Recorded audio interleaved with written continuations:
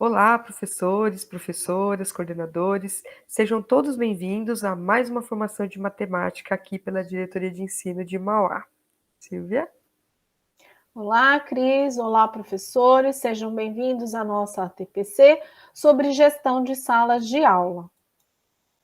Na nossa pauta, nós teremos os objetivos e devolutivas, definição de gestão de salas de aula.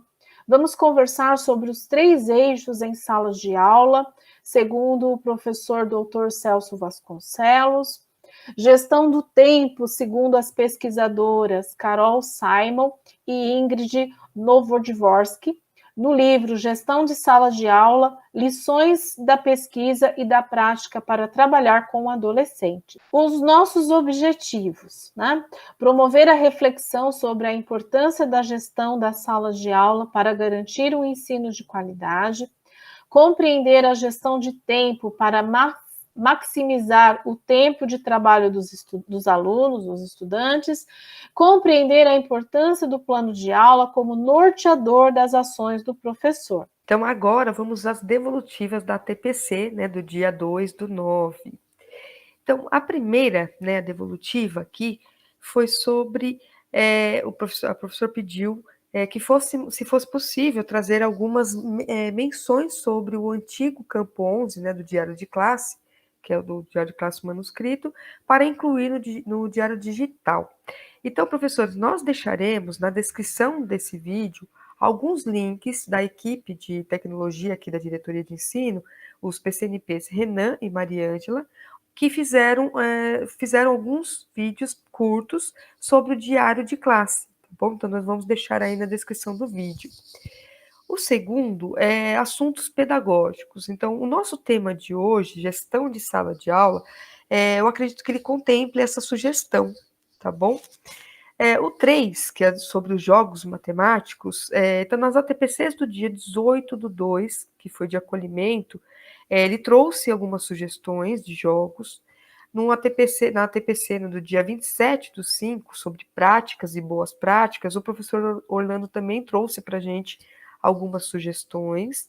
A do dia 10/6, sobre álgebra, também, em todas elas, né? Em todas essas ATPCs, nós trouxemos algumas sugestões de jogos. Mas por ser um tema muito atual, abordaremos sempre que possível, tá bom, professores? O quarto tema aqui que foi proposto foi de inclusão. Nós fizemos algumas ATPCs abordando a inclusão. Começamos lá com a ATPC do dia 4/3, que o tema foi de adaptação curricular. No dia 15/4, o novo ensino médio também trouxe. No dia 19/8, sobre alfabetização para especialistas. E a última, essa mesmo, do dia 2/9, sobre o currículo paulista, a etapa de ensino médio, e em todas essas ATPCs, a PCNP Alexandra participou conosco, trazendo sugestões e dicas bem interessantes, e sempre que possível estaremos abordando esse tema também. E o último aqui, a última sugestão, foi sobre a metodologia ativa. Esse tema ele está sendo trabalhado com o material Aprender Sempre, do terceiro bimestre. Estamos fazendo um estudo com os PCs, os PACs e PCAs, né, às segundas-feiras, para serem desdobrados nas ATPCs da semana B junto com vocês. Mas por ser um tema muito importante para as nossas práticas, precisamos estudá-los para definirmos qual a melhor metodologia a aplicar e em qual momento. Por isso, em praticamente todas as nossas formações, estamos abordando esse tema, inclusive na nossa de hoje, na nossa TPC de hoje. Então, vou pedir para que vocês fiquem conosco até o final, tá bom? Bom, nós iniciamos o nosso TPC com uma animação, né? Muito desgaste sem planejamento. Então, espero que vocês gostem aí desse filminho de animação, certo?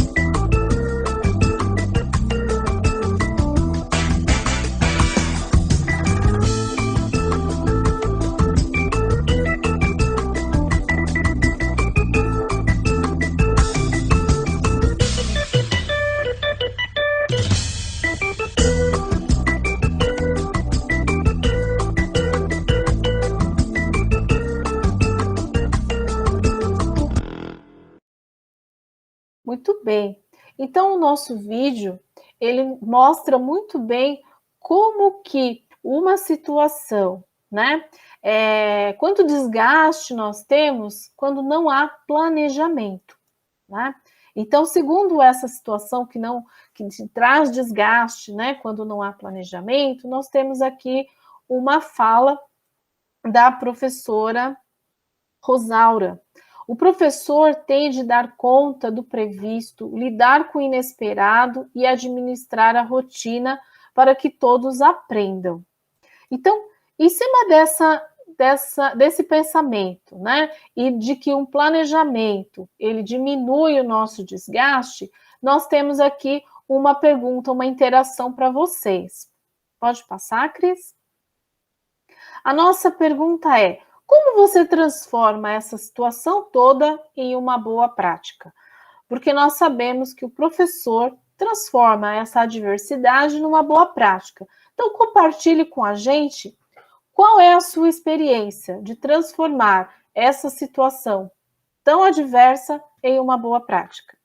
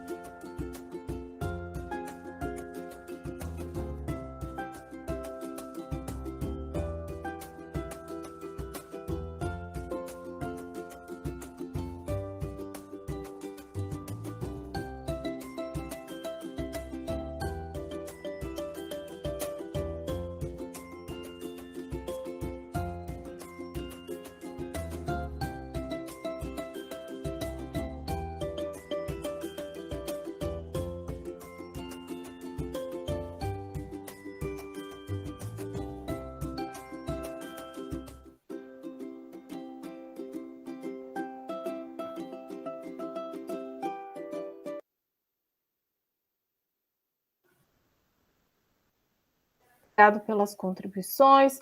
Nós sabemos que não é uma situação fácil, né?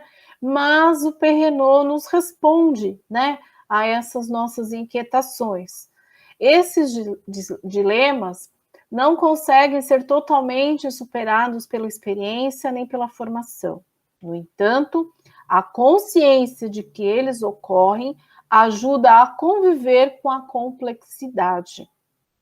Então, o sucesso do ensino depende de vários fatores, como a interação entre os alunos, a relação deles com os professores, com vocês, também com o objeto de conhecimento e com as metodologias aplicadas.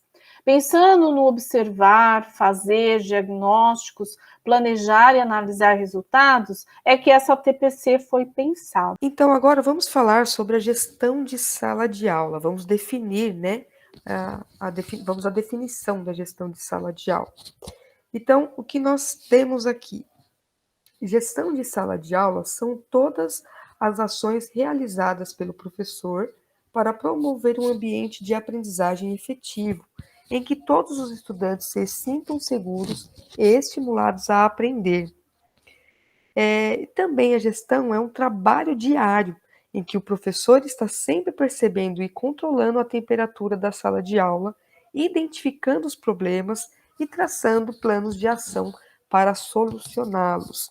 Então, pessoal, independentemente do tempo, né, dos anos de magistério que nós temos, sempre enfrentamos novas realidades e novos desafios. No último ano, por exemplo, enfrentamos o desafio de sair de casa, né, sair da sala de aula física para uma sala de aula virtual. E agora, com a retomada das aulas, devemos nos adaptar a uma nova realidade que trouxe à luz nas nossas discussões, que é o ensino híbrido, as novas metodologias ativas, as habilidades essenciais, entre outros temas. Gestão de salas de aula. Vamos visitar agora o professor Dr. Celso Santos Vasconcelos e estudar os 3 eixos da gestão de sala de aula: conhecimento, coletividade e relacionamento interpessoal. Então, primeiro, trabalho com conhecimento. É nada mais e nada menos que a apropriação do saber pelo estudante. Este aspecto da gestão de salas de aula, geralmente, é o que tem maior visibilidade dentro das escolas. Neste ponto, o papel do professor é garantir que o conhecimento seja transmitido de forma efetiva, revestindo de significado e trazendo novas metodologias e linguagens que conversem com os alunos dessa geração. As salas de aula é um espaço onde o professor e aluno se encontram e interagem em torno do conhecimento. Essa interação, que constitui a dinâmica da sala de aula, é, em grande parte, decorrente da forma como o professor vê o processo de ensino-aprendizagem. Então, a concepção de aprendizagem está em constante mudança. Se antes a aprendizagem era vista como produto quase que exclusivo do comportamento do professor e da metodologia de ensino adotada, agora as contribuições dos próprios alunos são ressaltadas. Seus conhecimentos, capacidades e habilidades prévias, sua percepção da escola e do professor e suas expectativas e atitudes diante do ensino. O caráter construtivo da aprendizagem só aparece na interação mantida com os professores e colegas. A construção do conhecimento é, portanto, um processo coletivo que envolve aluno, professor e conteúdos de aprendizagem. Compete ao professor ajudar os seus alunos a apropriar dos conhecimentos escolares. Muito bem. Então, agora vamos falar sobre a organização da coletividade. Então, para que o trabalho com o conhecimento seja realmente efetivo, ele depende das outras 2 dimensões da gestão. A organização da coletividade refere-se ao clima de trabalho na sala de aula. Criar um ambiente de participação, interação, disciplina e respeito é importante para que o processo de ensino e aprendizagem aconteça da melhor forma. E isso depende de uma boa gestão de sala de aula. Promover assembleias de classe, conversar sobre a importância da escola, fazer com os alunos, né, um contrato didático no início das aulas, tudo isso contribui para a organização da coletividade e, consequentemente, para um aprendizado efetivo. Então, aqui, para que o ambiente da sala de aula deixe de ser tumultuado e se transforme em produtivo, é fundamental que o professor antecipe para os alunos qual vai ser a rotina diária dos trabalhos. Essa informação ajuda a orientá-los, tornando-os mais autônomos e liberando o professor para ajudar aqueles que estão precisando de auxílio.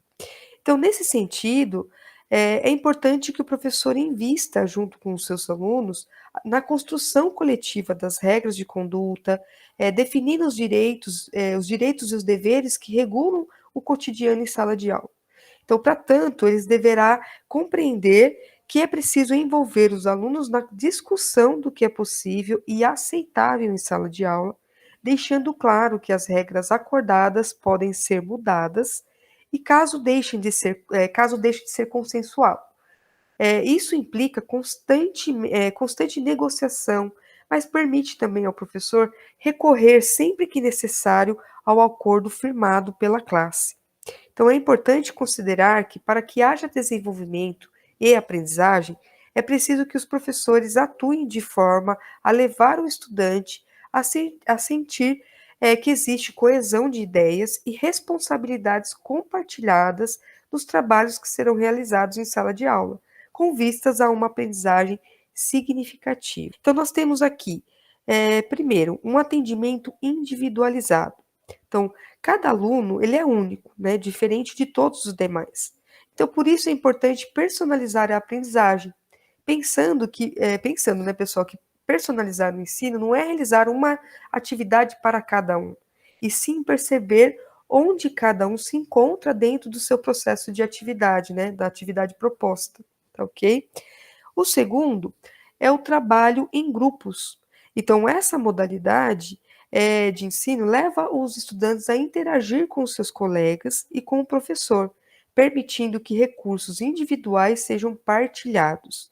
No grupo, os alunos parecem se sentir mais à vontade para apresentar suas ideias, propor pontos de vistas e fazer perguntas.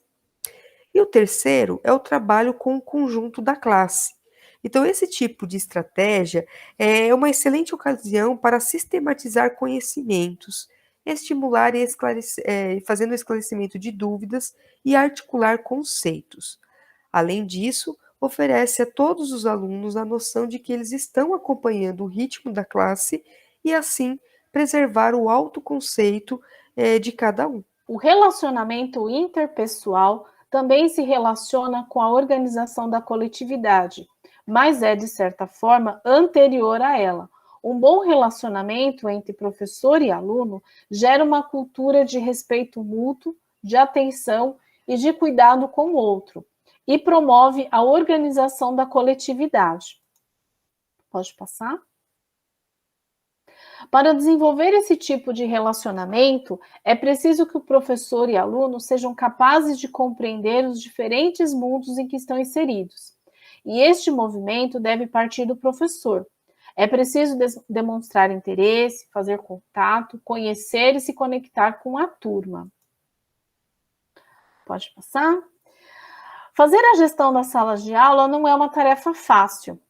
Afinal, são muitos pontos a se considerar e combinar com a turma para que tudo funcione bem, como o tempo e a organização dos espaços, a atribuição e as opções de atividade, as metodologias empregadas, as interações entre a turma, o papel, a participação de cada um, tanto de professor como aluno, a rotina, etc.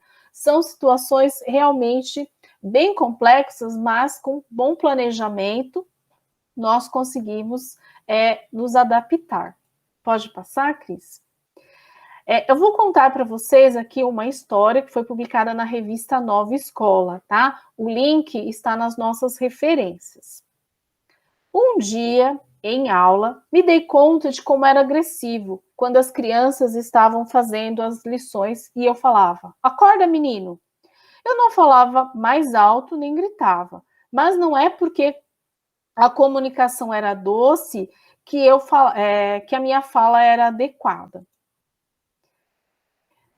Não é certo fazer o que eu fazia, e reconhecer e mudar esse tipo de atitude é difícil. Pedi para a turma me ajudar, e a cada vez que repetia o "acorda, menino", eu ouvia de volta em uníssono: "Presta atenção, professora." Não tinha percebido antes o quanto eu repetia isso. Mudei minha abordagem com os alunos e fiquei mais atenta. Pode parecer pouca coisa, mas não é. Nossas falas podem contribuir positivamente ou negativamente, até mesmo na visão que os alunos têm de si mesmos. Infelizmente, já ouvi tanto na época em que eu era aluna, como quando comecei a lecionar coisas como: "Você não faz nada direito mesmo." As minhas falas e as das professoras, principalmente, marcavam negativamente a memória dos alunos. Então, professores, fica a dica: os combinados são para todos, alunos e professores. Então, boas relações em sala de aula começam com rodas de conversa, assembleias e os combinados de fala com a turma. A interação social para a construção do conhecimento. Então, o caráter construtivo da aprendizagem só aparece na interação mantida com os professores e colegas. A construção do conhecimento é, portanto, um processo coletivo que envolve alunos, professores e conteúdos de aprendizagem. Compete ao professor ajudar seus alunos a se apropriar dos conteúdos escolares. Então, vamos ver. Primeiro, tudo indica que a boa ajuda está diretamente ligada à forma como o aluno é percebido. Se ele for visto como competente, menores serão os direcionamentos e o nível de ajuda fornecido pelo professor, e vice-versa. Para uma percepção de menor competência, maior ajuda e direcionamento. 2. Claro que, quanto mais afinado for o olhar do professor para a situação efetivamente vivida pelo aluno, mais ajustado será seu auxílio e mais eficaz o ensino. Terceiro, nesse sentido, é importante destacar que, se a ajuda é essencial para a aprendizagem, ela é ao mesmo tempo transitória.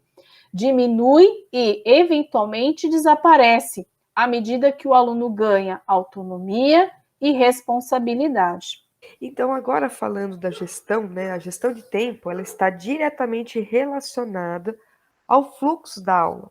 Salas de aula, salas ociosas tendem a ter maiores problemas de indisciplina. Então, nós temos que ver, vamos ver agora, as três situações de gestão de sala de aula. Opa, vou voltar essa frase aqui, ó. Peraí.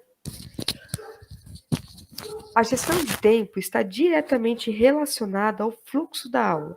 Salas ociosas tendem a ter maiores problemas de indisciplina. Então, vamos ver agora manter o fluxo das atividades, transição de atividades e os alunos responsáveis. Vamos começar, então, como manter o fluxo da atividade. Então, quando aplicamos uma atividade, observa-se que quatro coisas podem acontecer quando os alunos precisam esperar sem nada para fazer. E três delas são ruins. Então, o primeiro, os alunos podem permanecer interessados e atentos. Uma coisa boa. Segundo, eles podem ficar entediados, perdendo a capacidade de concentração. Coisa ruim, né? O terceiro, podem se distrair ou começar a sonhar acordado. Ruim também.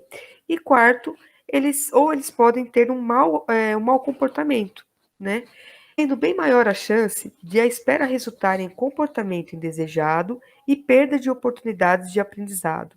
É importante que os professores mantenham o fluxo das atividades em sala de aula.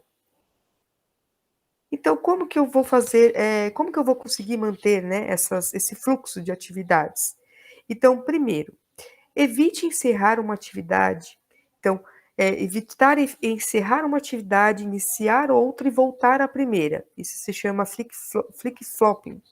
Então, faça anotações a fim de evitar a ida e volta de atividades, principalmente porque a gente tem, né, os momentos de nossos esquecimentos. Então, vamos tentar evitar esses momentos. Esse vai e volta, né, faz com que o aluno perca a concentração na atividade e se perca no fluxo dessa atividade, ok? O segundo, vamos evitar também eventos limitados por estímulos. Então, por exemplo, ser empurrado para fora da atividade atual por um evento ou objeto que não precisa realmente de atenção naquele momento. Então, por exemplo, interrupções desnecessárias, como chamar a atenção de um aluno. Né? Por exemplo, eu estou na sala de aula, eu observo, tem um aluno ali no celular, por exemplo. Isso pode esperar, a gente pode esperar terminar a atividade, depois você vai lá no cantinho e chama a atenção do aluno.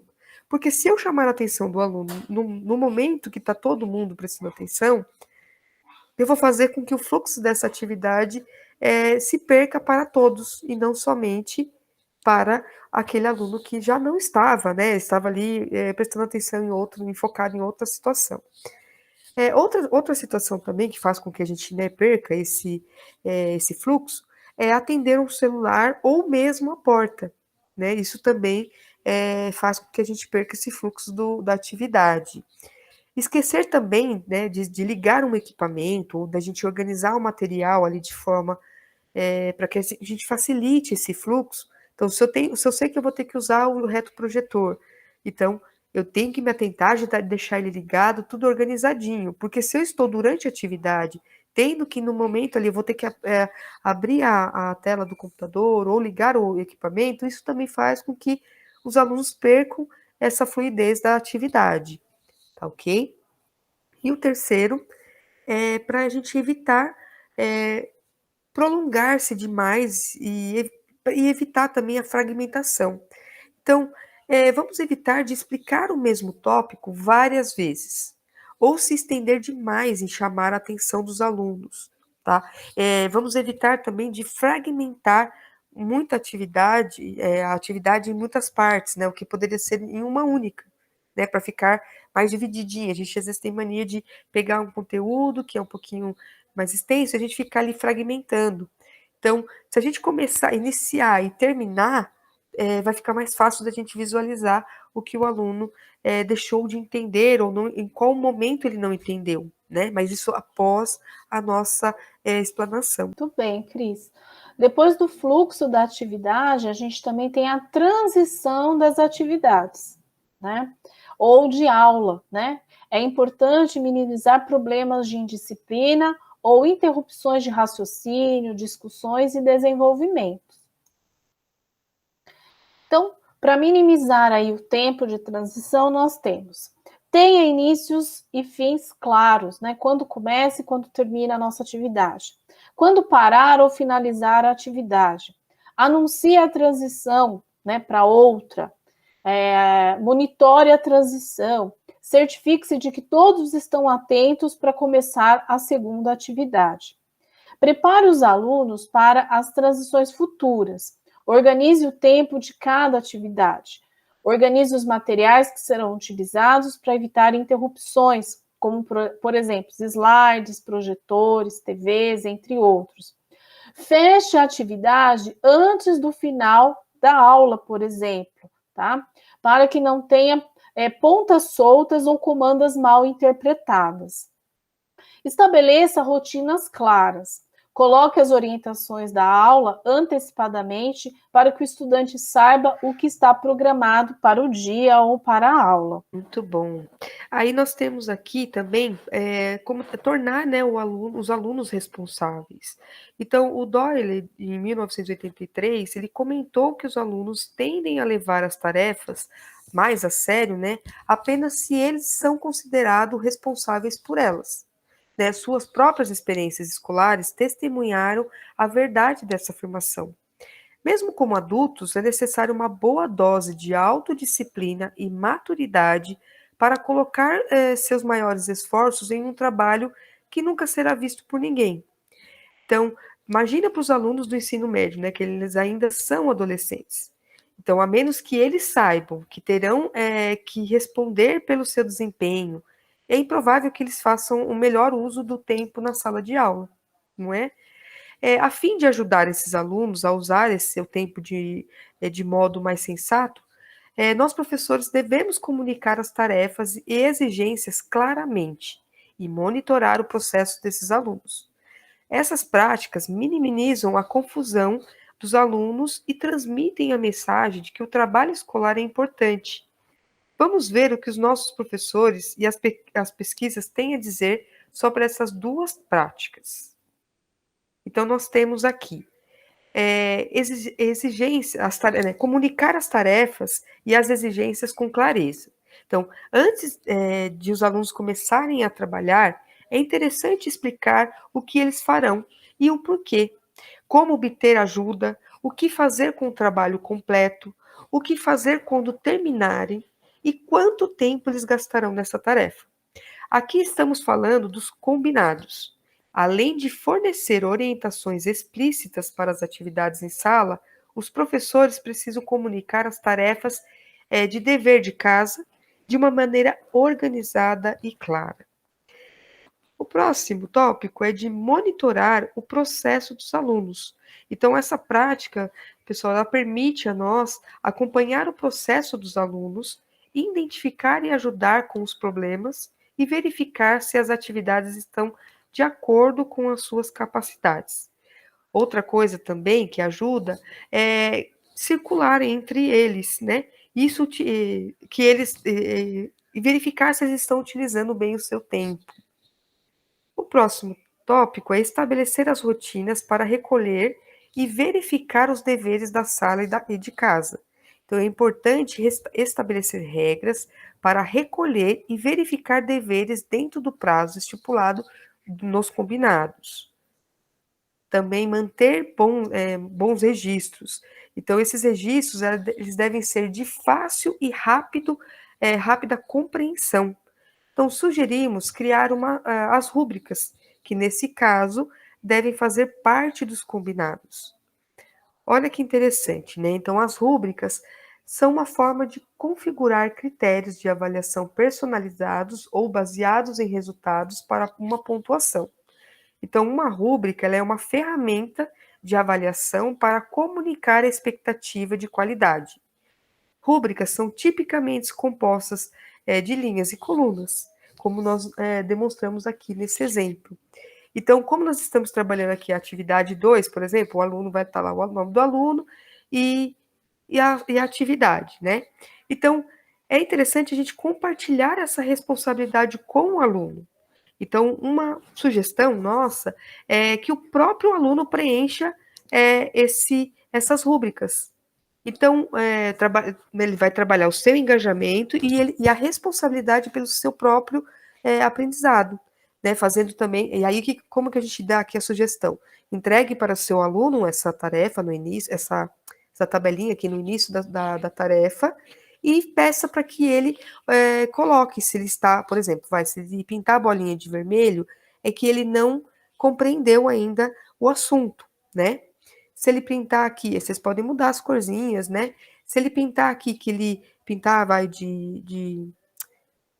com uma corzinha mais clara, é que ele está entendendo, começando a entender. Se ele pintar de verdinho, quer dizer que ele conseguiu compreender a atividade e resolvê-la, né? Aí na próxima aula, pode ser que ele não tenha tido nenhuma dúvida, né? E assim sucessivamente até o término dessa sequência didática, por exemplo. Então, o que essas rúbricas também nos ajudam, enquanto professores, vocês recolham isso ao final da sua aula, dessa primeira sequência de aulas, você recolha, você vai fazer uma análise para ver se realmente, você vai conferir se realmente o aluno fez aquela atividade, você percebeu que ele colocou aqui adequadamente, né, a bolinha, a cor da bolinha. Se você percebeu que o aluno já tem dúvidas, você pode até separar esses alunos, todos os alunos que tiverem dúvida, os alunos que já entenderam, e na próxima aula, com esses dados em mãos, você pode ou retomar, né, essa atividade, essa explicação, ou fazer um trabalho em grupos, colocando alunos que já compreenderam com os alunos que ainda não compreenderam bem essa atividade, fazendo ali um trabalho com grupos colaborativos. Silvia, você tem alguma contribuição aqui? Cris, eu achei muito interessante essa proposta, né, de autoavaliação aí no meio do processo, né? Então, aí os alunos com pontinhos vermelhos, eles ainda estão com dificuldade, pontinhos amarelos, né? Estou mais ou menos, e pontinho verde eu já consegui compreender. Acho muito interessante esse compartilhamento, né, de responsabilidades aí, e também como você colocou, né, muito bem, que eu posso fazer também uma avaliação da aula, né, se eu tiver muitos pontinhos vermelhos, que estratégia eu posso usar de revisitar o conteúdo, né? Se eu estiver com muitos pontinhos amarelos, como que eu posso aprofundar aí esse conteúdo, né? E se eu tiver com muitos pontinhos verdes, como eu posso avaliar já o conteúdo, né? Eu já tenho alunos prontos aí para uma avaliação. Então, é realmente uma ótima sugestão aqui para fazer acompanhamento de sala de aula, né? Lógico que também a gente tem que fazer a verificação para ver se eles realmente estão fazendo, né? Porque senão eles vão só preencher os pontinhos aqui, né? Que é ensinar a responsabilidade, já está trabalhando aí com competência socioemocional também, né? Muito, muito interessante essa abordagem, Cris. Muito bacana, né? Então, certo, agora a gente vai mudar um pouquinho, né? A gente já falou um pouquinho da gestão, certo, Silvia? Agora vamos mudar para o próximo tópico da nossa TPC. Nós vamos falar, então, sobre o plano de aula, né? Porque a gestão das salas de aula, ela precisa de um instrumento de organização, que é o plano de aula, né? Então, o plano de aula é um instrumento por meio do qual o professor planeja de forma detalhada os objetivos, as atividades, os materiais que pretende utilizar para promover a aprendizagem. Quando um conjunto de planos de aula se articulam e se complementam, eles passam a compor uma sequência didática, né? Então, como que eu faço uma sequência didática? Quando eu consigo articular vários planos de aula, né? Então, eu tenho que pensar nessas articulações aí também. O planejamento é muito importante para que o processo de ensino e aprendizagem alcance os seus objetivos. Quando as aulas não são planejadas, corre-se o risco de tornar desorganizadas, desestimulantes ou ineficazes, como a gente está vendo aí na construção do nosso ATPC, a gente tem falado sobre isso, né? Fluxo, gestão de tempo. Então, tudo isso a gente vai fazer aonde? No nosso plano de aula. Pode passar, Cris? Então, o plano de aula costuma se organizar em etapas. Então, vamos lá. A primeira são os materiais. Pode clicar? Muito bem, então vamos lá. Quais os materiais eu disponho para trabalhar? Projetor, TV, computador, material impresso, outros materiais, enfim. Qual material eu vou utilizar? Depois, metodologia, né? Conheça a metodologia que se deseja aplicar? A metodologia é interessante para a atividade proposta? A metodologia contempla as habilidades a serem desenvolvidas, né? Então, preciso estar ciente da metodologia que vou utilizar.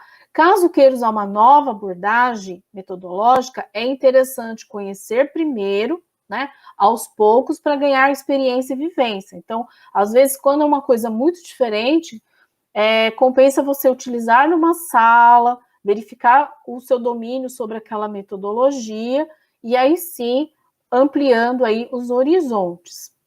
Depois temos também planejar experiências de aprendizagem e ensino. O que os estudantes precisam dominar para que desempenhem as habilidades? Como a aprendizagem será planejada de modo que a capacidade dos estudantes seja desenvolvida por meio do uso de devolutivas. Então, o ensino é um meio para um fim. Então, tem que ter isso também muito claro. Ter um objetivo claro ajuda a focar no nosso planejamento e guiar ações intencionais, tá? Na direção dos resultados pretendidos. E aí, continuando, nós temos identificar os resultados esperados. O que os estudantes devem saber, compreender e ser capaz de fazer? Então, o planejamento requer clareza quanto às prioridades, quais são as minhas intencionalidades. E determinar evidências aceitáveis. Como saberemos se os estudantes atingiram os resultados desejados? O que iremos aceitar como evidência da compreensão e proficiência dos estudantes? Então, precisamos pensar como um avaliador e considerar antecipadamente como iremos determinar se os estudantes alcançaram as competências desejadas. Até aqui, compreendemos a estrutura e os elementos que devem fazer parte de um plano de aula, voltado a desenvolver as competências. Então, agora, nós vamos para o mão na massa. Cris? Isso aí. Então, nessa atividade, então, vamos analisar aqui alguns exemplos de planos de aula, certo? Então, para fazer aqui, então vamos reconhecer como cada item desse plano de aula está estruturado e analisar o material considerando as seguintes perguntas disparadoras. Então, nós temos aqui: como o plano de aula articula os objetivos da aula com as habilidades do nosso componente, né? Isso é uma reflexão que temos que fazer. O próximo é como o tema do plano de aula contribui para essa articulação. E, por fim, como as atividades propostas, elas impactam no desenvolvimento dessas habilidades. Então, nós temos aqui um modelinho que nós fizemos, né? Então, eles podem ser escritos ou, né, modelos prontos, ou organizados, né, em estruturas mais modernas, mas nós temos um aqui que nós criamos e vocês têm, cada escola tem o seu planinho, esse seu modelo. Então, aqui nós temos vai o nome do professor, o componente, a série, nós pegamos aqui um 7º ano, tá? No 3º bimestre deste ano. Os objetivos de aprendizagem, a gente colocou aqui de elaborar problemas de porcentagem com base na ideia de proporcionalidade, elaborar problemas utilizando estratégias pessoais e de cálculo mental, e elaborar problemas de porcentagem utilizando calculadora. Então, qual o tempo que a gente deseja? São 90 minutos, então teremos 2 aulas aí para realizar, né, contemplar esse objetivo. Temos, então, as habilidades, nós pegamos a habilidade 6, de matemática, né, que é e a 7, e a do 7º ano, perdão, a habilidade 13 do 6º ano e a habilidade 2 do 7º ano. E o objetivo de conhecimento, que é o de cálculo de porcentagem por meio de estratégias diversas, sem fazer o uso da regra de 3. Então, nós temos aqui que pensar numa metodologia para atingir esses objetos de conhecimento, temos que pensar numa estratégia, os materiais que iremos utilizar e uma avaliação, ou no caso, uma recuperação aí para os nossos objetivos, né?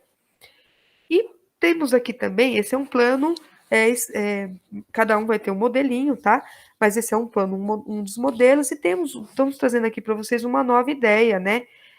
Que o importante é a gente organizar a intencionalidade da nossa aula, certo? Não importa qual modelo de plano eu vou estar utilizando. Então, nós trouxemos uns 2 aqui de exemplo, e temos esse daqui, que é uma adaptação do Kanban, que também pode ser uma boa ideia, né, de registro das suas ideias, né, das suas reflexões, e assim refletir sobre a sua prática.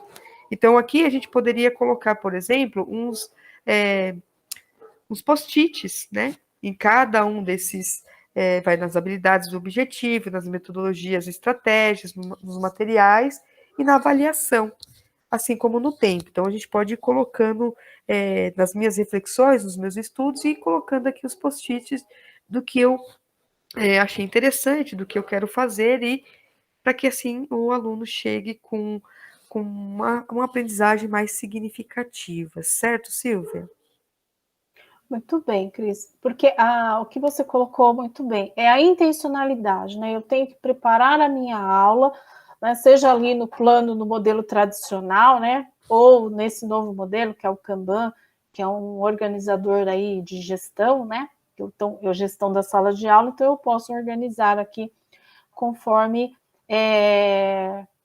um modelo escolhido, né? Eu gostei bastante desse aqui do Kanban. Muito E bom. seguindo, Cris, a gente tem aqui, vamos aí então preparando um plano, né? Então a gente pegou o material Aprender Sempre aqui, escolhemos a situação de aprendizagem 2 do 7º ano, né? Que você já colocou lá no plano, cujo objetivo, o objeto de conhecimento é situações, problemas que envolvam cálculo de porcentagem, né? Cálculo mental, com e sem calculadora. Então, nós temos aqui esse plano. Então, vamos analisar aqui para preparar o nosso plano de aula. Então, pode passar, Cris? Então, aqui, o material, ele já traz aqui nessa bordinha azul, né, uma descrição de como a aula foi pensada com base no desenvolvimento socioemocional e na otimização do tempo proposto, né? Então, essa escrita, ela foi feita por quem pensou a atividade. Porém, né, adequar as aulas à realidade da escola, da sala e do perfil do estudante é muito importante, né? Então, aqui tem a sugestão de quem pensou, mas eu também posso fazer aí modificações, adaptações de acordo com a minha realidade. Isso é muito importante, né? Porque o professor que vai preparar a aula é que conhece a sua turma, a sua realidade. Quer comentar alguma coisa, Cris? Isso mesmo, Silvia. Assim, o que você bem colocou é que aqui o material Aprender Sempre já é, se a gente, igual a gente falou sobre uma sequência de atividades, né? Vários planos ele torna uma sequência didática, né? De atividades. O Aprender Sempre já está nesse modelo, né? Ele já é um plano, já com várias sequências, assim como você bem colocou, preparada por quem fez. Só que nós, enquanto professores, teremos que fazer as adaptações, né? Seguindo a nossa realidade com a nossa turma. Então, por isso que é importante, muitas escolas até pedem o plano do professor, porque ele é mostrado, dito com a sua realidade ali, na sua turma, tá? E aqui a Silvia vai explanar bem aqui o como fazer isso e como identificar isso no material, certo, Silvia? Isso, então vamos lá. Cris, no próximo slide, nós temos aqui o início, né? Olá, professor, então ele vai começar aqui a conversa. Então, o primeiro item aí, pode clicar, Cris? São as habilidades. Então, olha, você já tem aqui as habilidades que serão desenvolvidas nesta sequência de atividades, né? Que é a antiga sequência didática que a gente falava. Então, aqui a gente tem do ensino fundamental, do 6º ano, a 13. E depois também do ensino fundamental, 7º ano, 02, tá?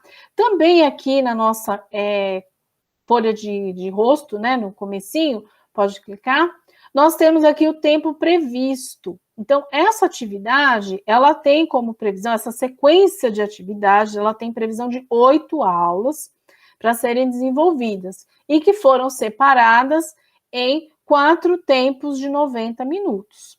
Tá? Então, elas foram pensadas aqui em 8 aulas para serem desenvolvidas. E a gente sabe que, dependendo da realidade, eu posso gastar mais tempo ou menos tempo. Aqui é uma média de previsão feita por quem elaborou esta proposta. Né? Eu sempre comparo essa questão de elaboração a uma prova que a gente faz. A gente faz uma prova e a gente estima o tempo que o aluno vai demorar para fazer. Tem aluno que demora mais tempo, tem aluno que demora menos tempo, mas a gente tem ali uma média, né, de tempo suficiente para aquela atividade. Aqui é mais ou menos isso também, tá? Pode passar, Cris, por favor? Tá. Então, agora a gente vai ver aqui. Pode dar um clique. Nós temos o tema, né, que tem aí a aula. Então, a gente tem aí o tema da nossa aula. Pode clicar, Cris. Nós temos, olha lá, os materiais sugeridos, né, para a nossa aula. Então, aqui tem os materiais. Então, eu preciso pensar nos materiais? Sim, eu preciso pensar nos materiais, porque os materiais, ele ajuda no fluxo da minha aula, tá? Então, se eu penso se eu imaginei que eu vou usar um PPT, eu preciso verificar com antecedência se eu vou ter este recurso, né? Porque senão acontece o quê? Eu preparo toda uma aula pensando em PPT e aí chega no dia eu não tenho. Então, eu preciso tentar verificar se a escola tem o equipamento, se vai estar disponível, né? Então, eu preciso me preparar aí com relação aos materiais. Pode clicar, Cris? Os objetivos da aula. Então, aqui é muito interessante a gente pensar. Eu tenho uma habilidade a ser desenvolvida. E essa habilidade, ela é dividida em partes menores, que são os objetivos das aulas. Então, conforme eu vou atingindo, é como se fosse uma escadinha. Conforme eu vou subindo o degrau dos objetivos da minha aula, eu vou chegando mais perto da habilidade a ser desenvolvida, tá? Pode clicar, Cris, por favor? Aqui no corpo da atividade nós temos a resolução, né, que é aqui o material do professor, então nós temos a resolução. É sempre muito importante nós fazermos a resolução do exercício, né, como você resolveria este problema, né? Pensa que lá nos objetivos nós temos, por exemplo, cálculo mental.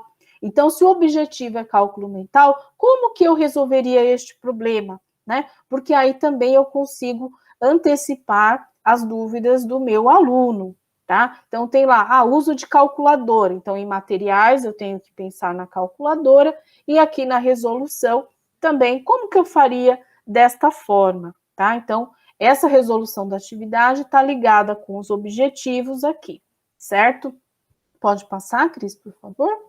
E sugestão para desenvolvimento. Então, como é o material do professor, e a gente já comentou que essa parte azul foi escrita, né, por quem pensou na atividade, aqui também tem uma sugestão. Pode ser que essa sugestão seja viável para a sua turma, pode ser que não, então fica aí o pensamento, né? Eu vou montar uma nova metodologia ou não? Pensando nisso, vem a nossa próxima interação, Cris. Isso mesmo, Silvia. Então, assim, a nossa interação agora é qual metodologia, professor, você usaria para desenvolver essa atividade? Então, a gente vai deixar aqui um tempinho para vocês. Coloquem as suas contribuições, as reflexões aqui no chat para que a gente consiga fazer aqui, né, desenvolver um bate-papo, tá bom? Vamos lá?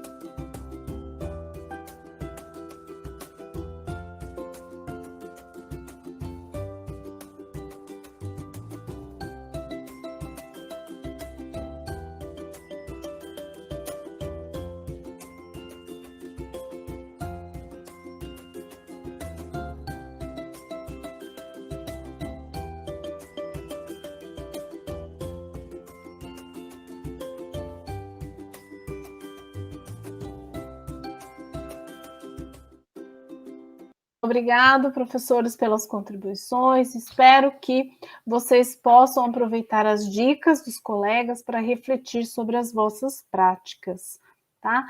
E nós temos aqui a nossa sugestão, né? Nós também montamos aqui uma sugestão, lógico, né? Que é uma sugestão de acordo com a realidade, como a gente falou desde o começo, né? Então, para trabalhar com o objeto, né, com o objetivo de construção de situações problemas envolvendo porcentagem, proposto na atividade, né, sugerimos um pequeno grupo colaborativo, né, junto com uma sala de aula invertida e finalizando com o storytelling. Então, vamos lá. O grupo colaborativo, ele trabalhará de forma virtual ou presencial. Aí vai de acordo com o professor. Nós colocamos aqui de forma virtual, tá? Podendo ser pelo centro de mídias, ou pelo WhatsApp, pelo Google Meet, tá? São algumas sugestões. Como eles vão fazer isso de forma virtual? Eles vão fazer isso em casa. Então, aí a gente já tem a sala de aula invertida, que é a criação dos problemas, tá? Dentro dos problemas que eles criaram, eles vão escolher um, e aí eles vão fazer uma apresentação. Essa apresentação que é o storytelling, tá? Que é a habilidade de contar uma história. Então, apresentar um problema criado por eles é uma história, né? Que eles vão contar lá, utilizando recursos audiovisuais. Então, os alunos podem montar os seus PPTs, por exemplo, ou podem fazer ali utilizar materiais, né? Porque ele vai fazer uma contação de história, ele pode utilizar ali uma interpretação, né, para o problema, tá? Além, logicamente, de trabalhar a questão da comunicação, tá? Então, essa daqui é a nossa sugestão para desenvolver aí a construção de situações, problemas envolvendo porcentagem. Cris? Muito bem, aqui é nossa sugestão da metodologias ativas, né? Com a sequência 7, do 7º ano, a sequência 2, certo, Silvia? É isso mesmo, né? Aqui a gente tem lá, ele tem resolver e construir situações. A gente pegou o item, né, do objetivo de construção de situações, tá? Então, nós temos que ficar bem atentos nessa questão dos objetivos, porque os objetivos são divididos em partes, como eu falei, para desenvolver uma habilidade. Então, é importante a gente pensar em pedacinhos desses objetivos, como a gente vai desenvolver. Certo, Cris? Muito bem, perfeito. Então, nós temos aqui, então, uma boa gestão de sala de aula, ela deve ter o quê? Então, vamos aqui fazer um resuminho do que a gente conversou hoje, né? Então, sempre que pensar na gestão de sala de aula, pense na gestão do espaço, do tempo e de pessoas. E, para finalizar, a gente pense sempre em, então vamos lá, devolutivas das tarefas anteriores e um bom fluxo das atividades, tá certo? Então, fazer realmente essas devolutivas dessas tarefas anteriores e ter esse fluxo, isso daí já vai nos ajudar bastante na nossa gestão. O próximo passo é de comandas claras, objetivas e discutidas, né, com a turma. Então, fazer lá os nossos combinados, certo? O próximo é não pense que uma prática que não deu certo, ela não dará certo sempre. Ou melhor, né, uma que deu certo vai dar sempre? Não, e vice-versa. A gente tem que pensar nessa turma que eu estou, vai no 7º ano A, essa experiência deu certo? Ótimo.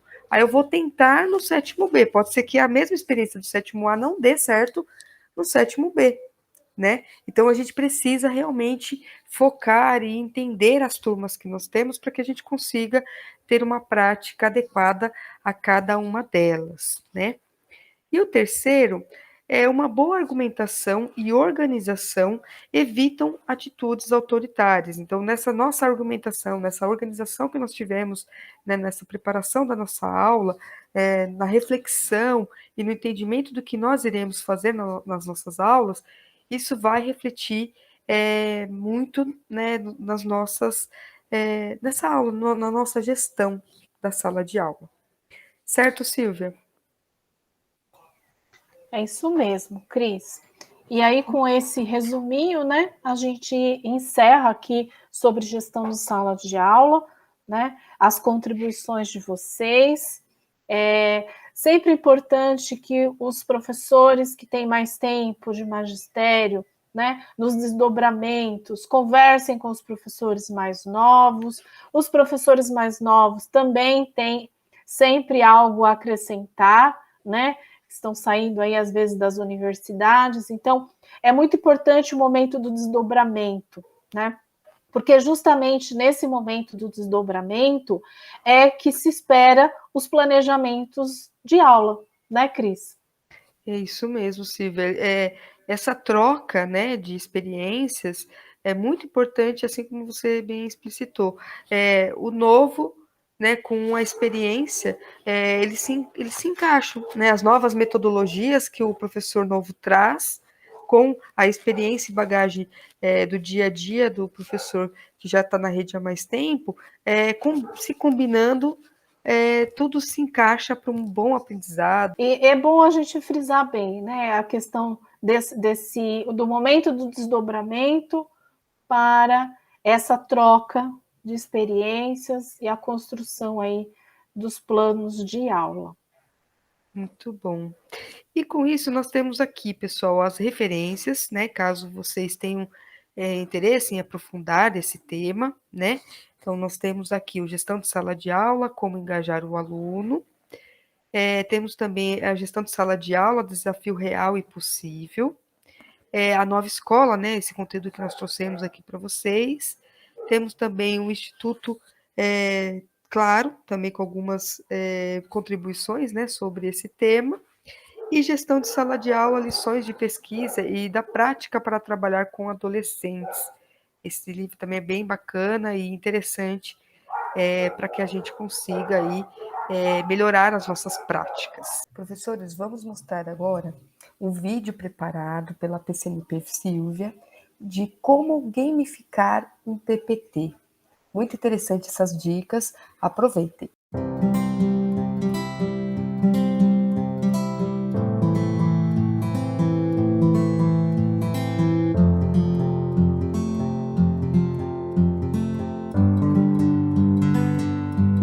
Olá, professores, tudo bem com vocês?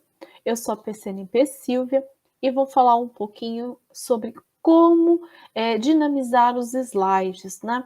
É uma proposta que é interessante para gamificar a aula.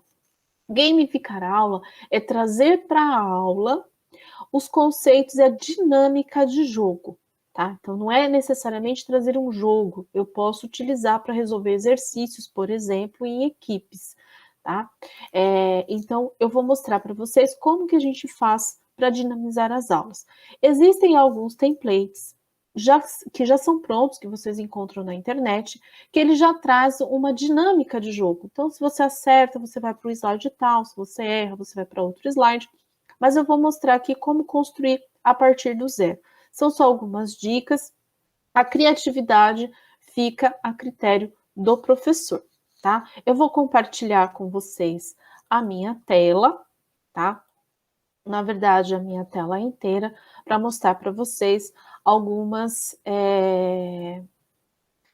coisas que eu tenho aqui aberto, tá? Então, primeiro, o que nós vamos utilizar? Nós vamos utilizar o Aprender Sempre. Nós vamos utilizar aqui o Aprender Sempre, tá? O caderno do professor, tá?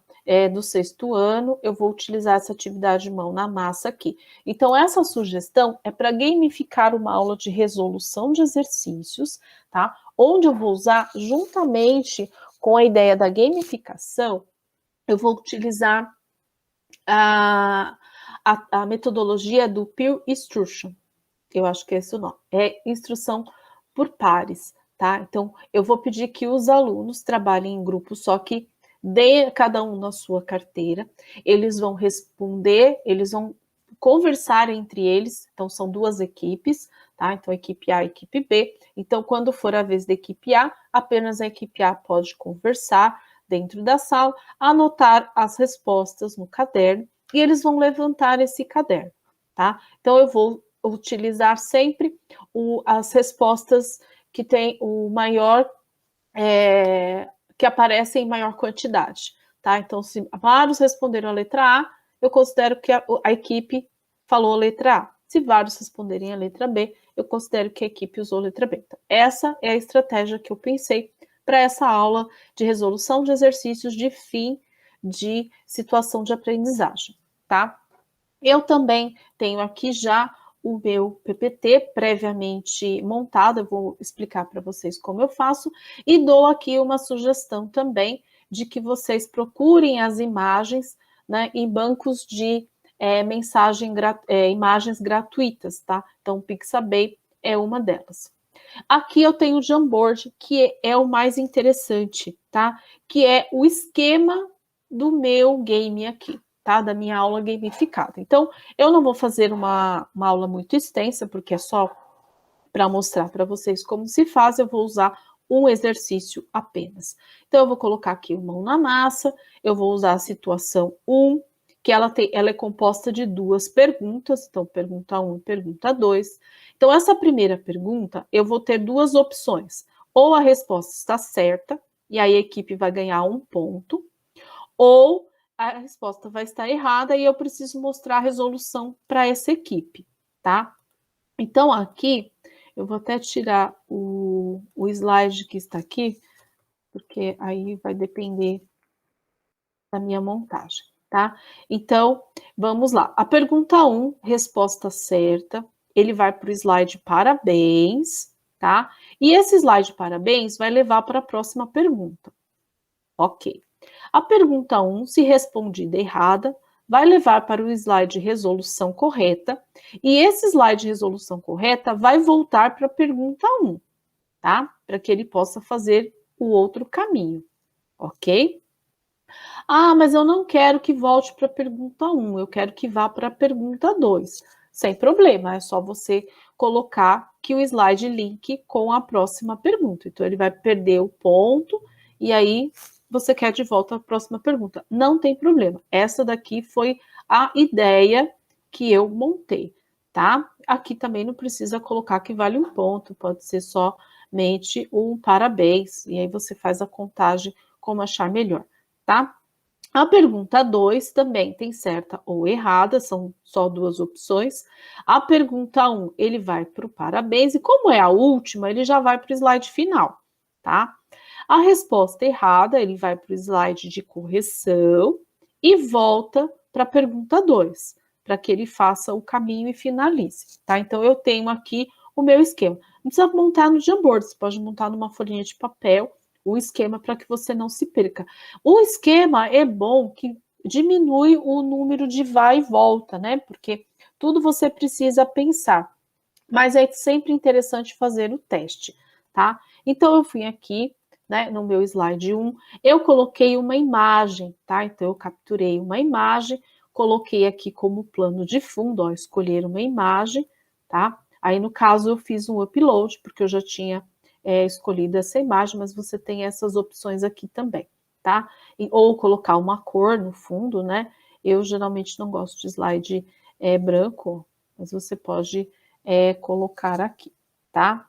Então, eu vou voltar na minha opção anterior, que é o que eu quero. Aqui eu coloquei o nome da atividade, Mão na Massa Games, ou você pode colocar uma instrução do jogo, né, que vai acontecer para que você explique, aí fica a critério do professor, tá? E aí eu vou começar aqui, pergunta 1.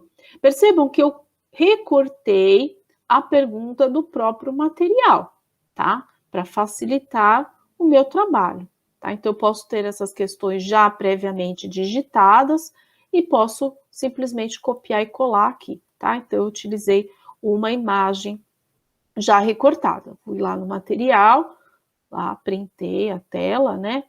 Copiei e colei. Só a pergunta que eu não printei, né? Mas por opção, porque como ela tinha várias opções aqui, eu só queria a primeira, então eu simplesmente copiei, tá? Então, essa pergunta aqui. Como aqui não houve espaço para colocar a resposta, eu coloquei no próximo slide, tá? Então, eu coloquei aqui a primeira opção e coloquei um botão, tá? Esse botão aqui, eu tiro aqui, ó, do Formas, tá? Então, eu venho aqui, eu sempre escolho esse aqui, com moldura. Mas você pode escolher redondinho, pode escolher figurinha, tá? Como você achar melhor, tá? Essa forma é ideal, porque quando você clica nela, olha, você já cria o botão e ele já consegue fazer um link, tá? Então, você já vai clicar em cima dele, gerar link. Ó, quando você gera link, você pode colocar o slide que você quiser, tá? Então, é muito interessante e você tem que usar, usando essas formas fica mais fácil, tá bom? Então, coloquei as duas aqui, 2 botões. Em cada botão eu fiz um link, tá? Mas primeiro vamos ver como que a gente faz. Primeiro a gente vai digitar tudo. Nós vamos digitar aqui a pergunta 1, no caso ela tem 2 partes, né?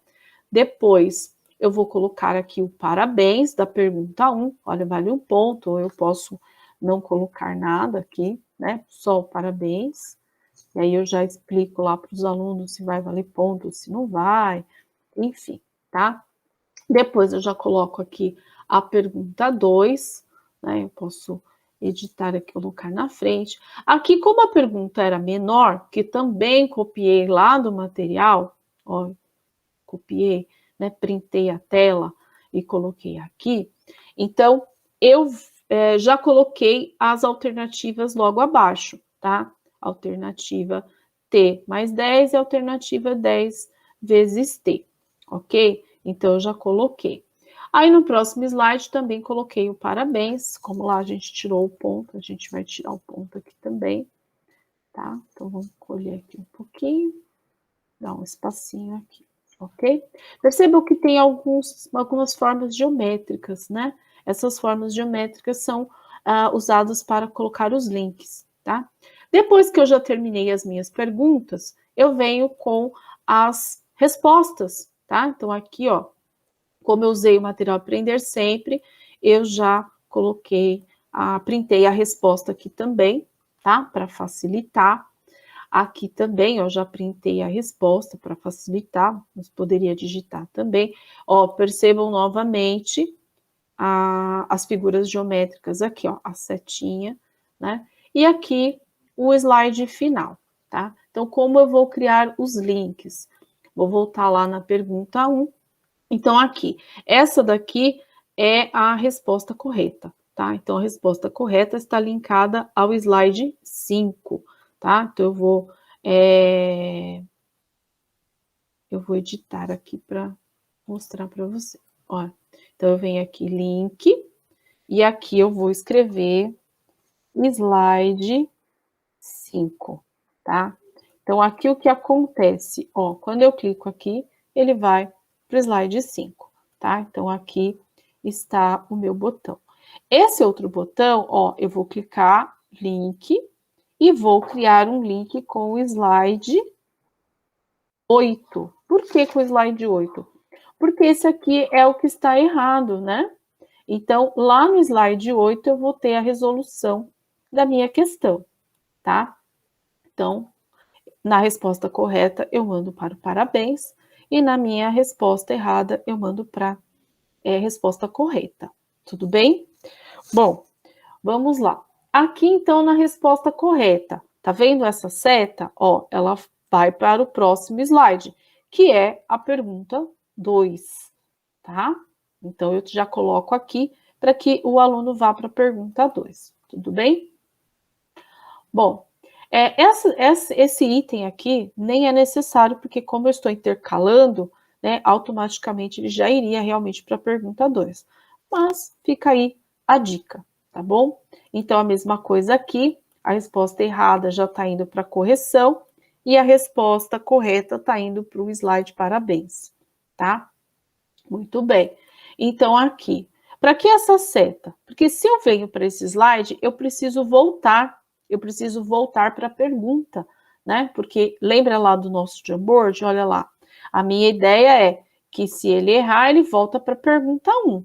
Ele precisa voltar para algum lugar, tá? Então, eu preciso colocar um botão de volta, um link de volta, tá? Então, se eu clicar aqui, ele vai voltar, olha lá, para o slide da pergunta, certo? Aí ele tem a oportunidade de fazer novamente e acertar, certo? A mesma coisa aqui, ele vai voltar, olha lá, para a pergunta daquela resposta, certo? E acertando aqui, ele vai para o slide de parabéns, e aqui, no caso, ele vai para o slide final. como que fica o nosso joguinho aqui, né? Então, vamos recapitular. Como que eu faço a mudança de um slide para outro slide resposta? Através da opção link. Aí eu vou linkar o slide que eu quero. Eu posso linkar, inclusive, com sites, tá? Então, se eu quiser fazer um material para o aluno que ele clique e vá para um site, ou para poupar meu tempo, né? Que quando eu clicar na sala de aula, ele vai para um site, eu também consigo colocar aqui, tá? Sugiro sempre já deixar as abas abertas, porque aí fica mais dinâmico, eu não preciso esperar abrir, ele já vai direto, tá bom? Então, essa aqui é a dica. E aí vamos ver como ficou o nosso jogo aqui, tá? Então, aqui o nosso slide de apresentação, as instruções ou o nome, né, da atividade. Aqui, pergunta 1.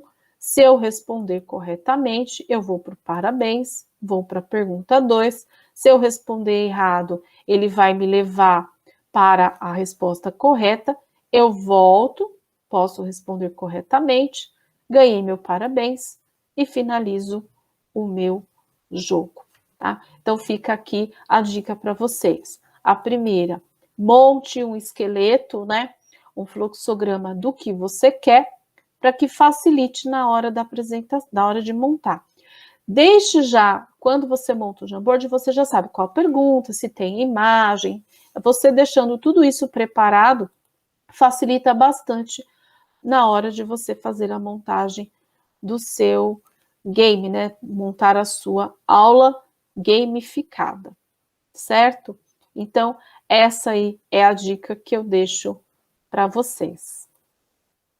Obrigado, pessoal. Então, pessoal, aqui vamos deixar para vocês um convite, tá?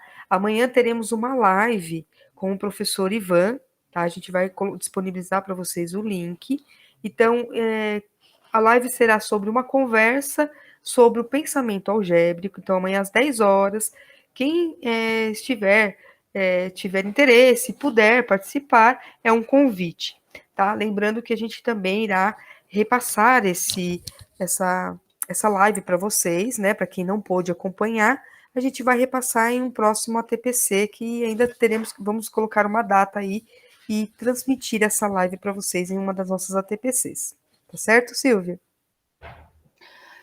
É importante quem tiver interesse em participar, porque terá interações, né?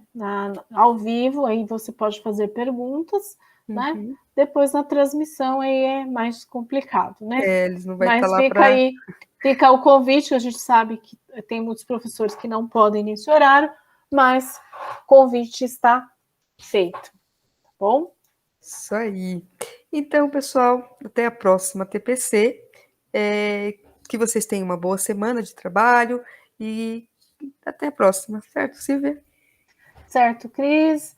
Até a próxima TPC, professores, e obrigado pela participação de vocês.